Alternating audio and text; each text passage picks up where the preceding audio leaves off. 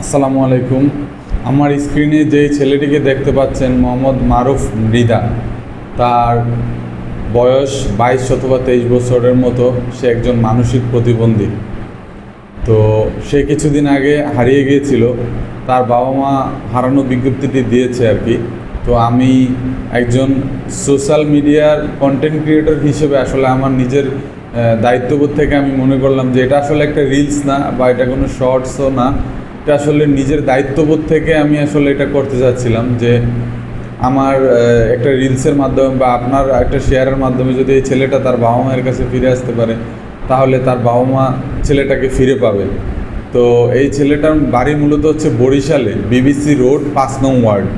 তো যদি আপনারা এই ছেলেটাকে কেউ দেখে থাকেন, তাহলে অবশ্যই স্ক্রিনে দেওয়া নাম্বারটিতে যোগাযোগ করে ছেলেটাকে তার বাবা মায়ের কাছে ফিরে আসতে সহযোগিতা করবেন।